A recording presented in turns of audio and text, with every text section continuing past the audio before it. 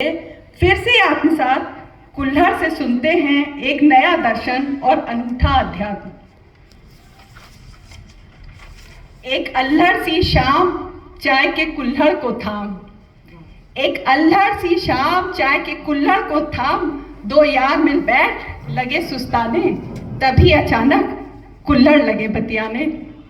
ऐसी शाम हो, ऐसे श्रोता हो, तो क्यों न कुल्हड़ भी लगे बतियाने। एक अल्हड़ सी शाम चाय के कुल्हड़ को थाम, दो यार मिल बैठ लगे सुस्ताने, तभी अचानक कुल्हड़ लगे बतियाने। बोले आकर मेरे पास बैठ, सुनाने में हम भी रखते हैं पैठ। बोले आकर मेरे पास बैठ, सुनाने में हम भी रखते हैं पैठ। मुस्कुराते यारों ने जब उन्हें विलोका, तो गपियाते दोनों कुल्हड़ों ने उन्हें टोका। कभी सोचा है कितनी मिलती है दोनों की कहानी, जो है हमारी वही तो है तुम्हारी भी जिंदगानी। कभी सोचा है कितनी मिलती है दोनों की कहानी, जो है हमारी वही तो है तुम्हारी भी जिंदगानी।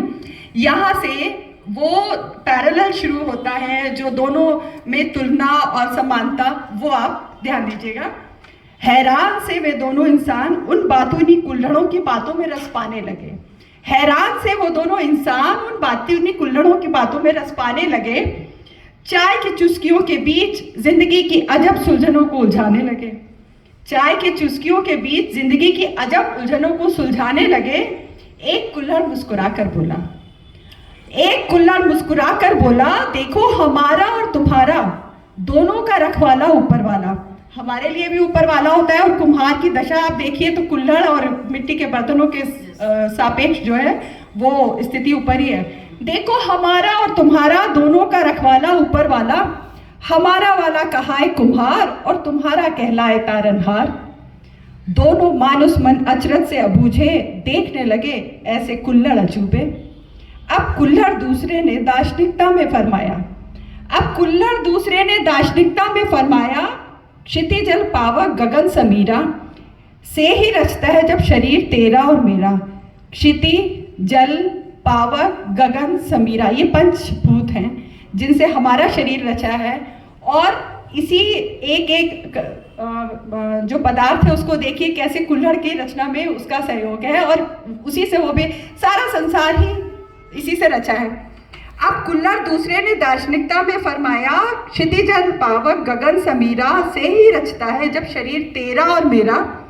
तो ऐसे में कैसे हो सकता है हम में और तुम में भेद कोई गहरा। उन दोस्तों को उसने आगे फिर बताया, मिट्टी ने जब पानी को सोखा, तो चाक ने गढ़ी मेरी रूपरेखा। मिट्टी ने जब पानी को सोखा, तो चाक ने गढ़ी मेरी रूपरेखा। फिर आसमान खुले ने धूप को फूंका, तो आखिरी बूंद पानी भी मेरा सूखा। फिर आसमान खुले ने धूप को फूंका, तो आखिरी बूंद पानी भी मेरा सूखा।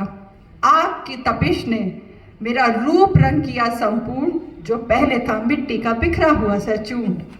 आग की तपिश ने मेरा रूप रंग किया संपूर्ण, जो पहले था मिट्टी का बिखरा हुआ सा चूर्ण। तुम भी तो बने हो हवा मिट्टी और आकाश से, इसी पानी और इसी आग से।